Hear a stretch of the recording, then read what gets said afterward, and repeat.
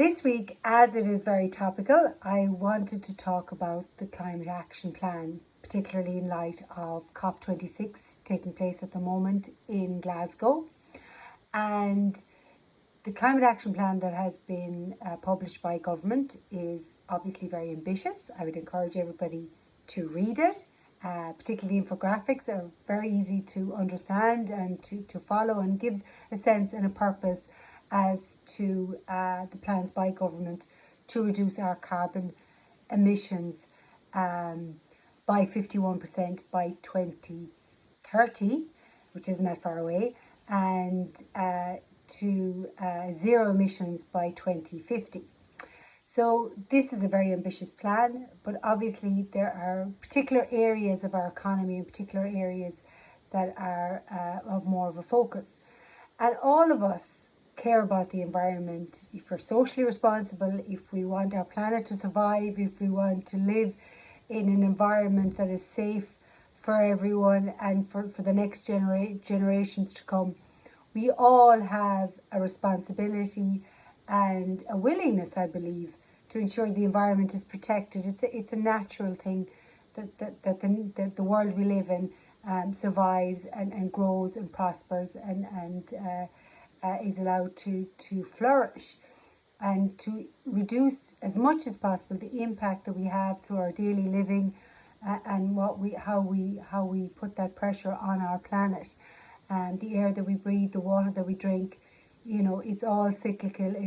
We all rely on each other to survive and to grow. And I suppose I will always think of it from the point of view of its impact on rural Ireland, and this is about rural Ireland matters. And I suppose when you look at the plan, there's a lot of areas that are developed through the plan in terms of what they want different sectors of our society to achieve. But there's three, I suppose, key areas in particular. If you firstly look at areas like transport, that is a big issue living in rural Ireland, because you can't have public transport going down every byway and every road, and it's not practical. So therefore, and I suppose this has always been my concern, is that government policy is pushing towards more urban living, more living in towns and cities. And by making transport something that is an issue, which certainly is, but people need to be assisted in living and using transport to live in rural Ireland. So this is things like electric vehicles, increasing the number of commercial vehicles that are using things like biodiesel, so that we can still have deliveries and business taking place in rural Ireland is really important. So, encouraging by reducing cost or subsidising electrical vehicles is very important, and charging points and things like that, to ensure that people can continue to live in rural Ireland and use electric means rather than diesel or petrol to power those vehicles. But from my view, it's about ensuring that people are still allowed to live in rural Ireland and have their own transport, because public transport is not practical in all rural situations. So that's in the area of transport. If you look at something like, then take agriculture. Agriculture is responsible for 30% of our emissions, carbon emissions. Agriculture is hugely important in Ireland. It's the backbone of the rural economy.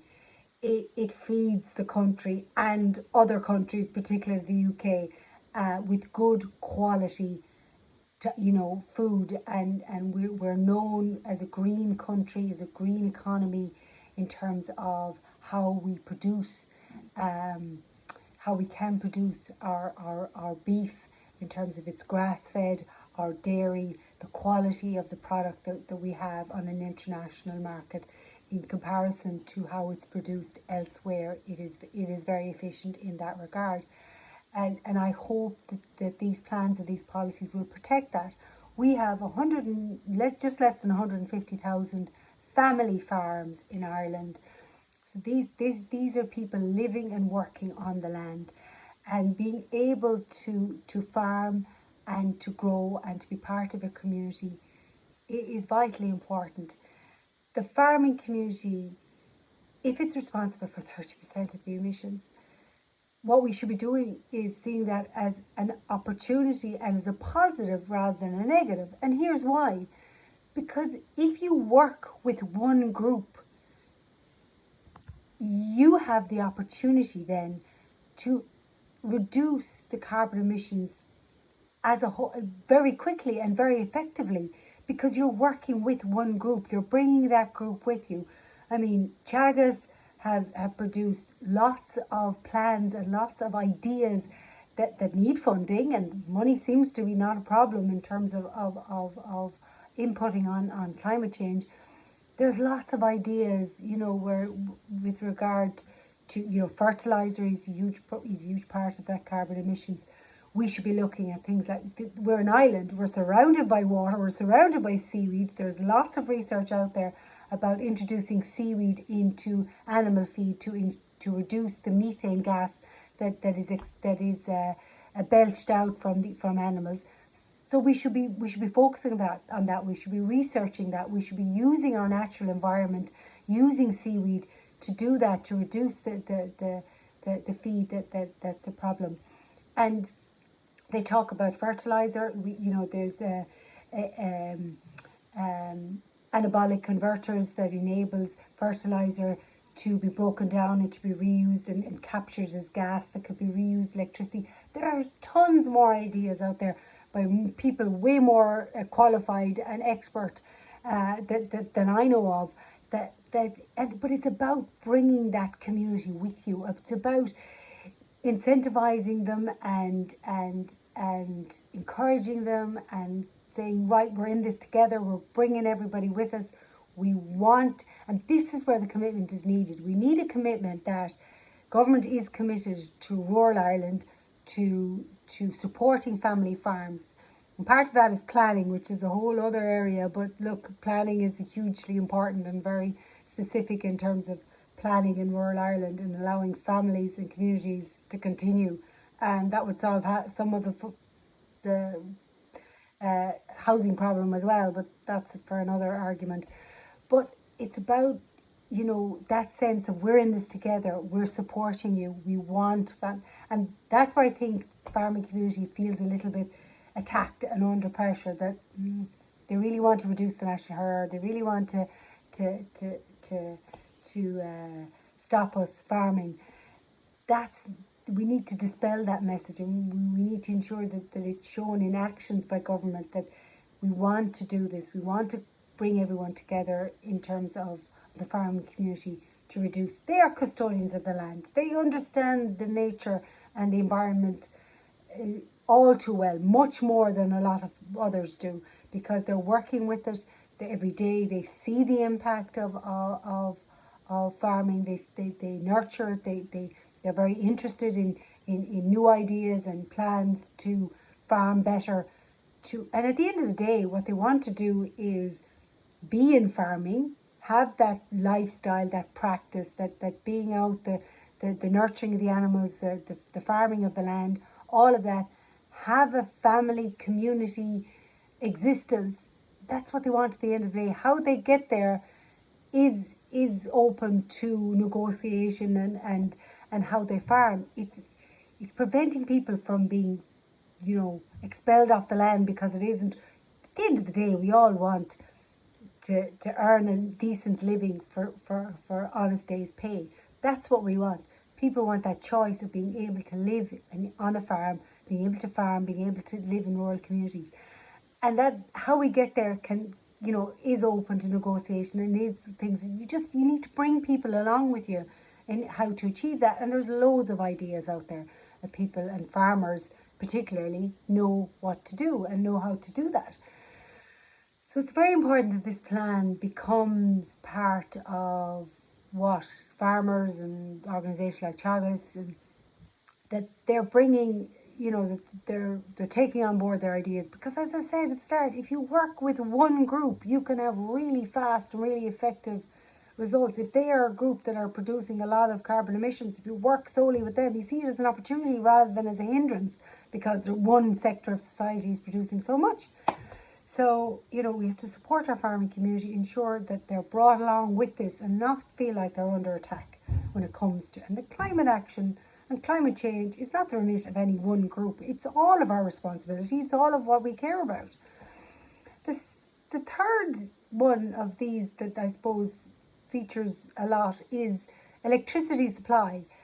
And this is where I kind of got a bit of a shock when, okay, we're talking about electricity and electricity supply and the reduce of fossil fuels and all of that. And it has to be a just transition. There's a lot of them talk about just transition from the EU, and they recognise that this is a big change. But in this climate action plan, there's talk about the Just Transition Fund for the Midlands in terms of the peat, and that's very true, and it has to be done in terms of peat production, and we've stopped as a country producing it, but there's still private suppliers doing it, they're selling it abroad, that's another argument. And then there is no talk about Moneypoint as the main supplier of electricity and the main producer of electricity for many years in this country. The coal production will stop in 2025. West Clare and the whole of the estuary and the Midwest was promised that part of this reduction or this cessation of coal production, there would be just transition fund for West Clare and the Midwest in relation to Moneypoint, and there is absolutely no mention of Moneypoint in the climate action plan, and I'm actually a bit shocked, because as a position in the country, in Europe even, in the world, we have quite a unique and powerful resource in terms of wind production, in terms of hydro production of energy, of electricity. It's a prime site. It's in the middle of the west of Ireland, with access to an international airport, to the deepest port in Western Europe, in Moneypoint. It's a hugely valuable site. 300 acres of prime, it's industrial site, and with wind and wave energy basically right there, and a deep water port, and an industrial base in Shannon, and with the airport. And it's not front and centre in terms of addressing the issue of electricity production in this country. And I am just absolutely shocked that Moneypoint does not feature in Ireland's climate action plan. And there is huge opportunities here, and we were promised as a community that this would be part of the plan. And yeah, I just think that something needs to be done in terms of how we address this and ensure that Moneypoint is a huge part of that. And I know there's been difficulties lately in relation to one company pulling out in the ESB production, but and of wind, offshore wind, and that's due to planning. And as I said, planning is a whole different area that we need to focus on as well. But it's still a prime site, and it must be part of the solution for us addressing our carbon emissions and climate action in this country. And there needs to be a real discussion about the climate action plan.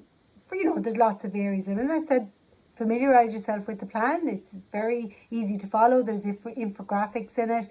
You can look at. You don't have to read the whole plan. You can look at the headings. But it's important for all of us as citizens to ensure that we take notice of that and know what's in it, because, as I said before, it's not the remit of any one group or anyone. It's all of our responsibilities. So, as I said, in terms of Rural Ireland Matters, agriculture is front and centre in that, and obviously it's front and centre when it comes to climate action. So we need to be very cognizant of how that is going to impact and how we bring the agricultural community with us. And also, electricity supply, and the fact that Moneypoint in a very rural part of Ireland is also front and centre as that. And the other sectors, when it comes to things like enterprise and domestic living, you know, and housing obviously is a big part of carbon. It's important that we bring everybody along, and that we ensure people have bought into climate action. And I actually believe people living in rural Ireland are a lot more attuned, and I would say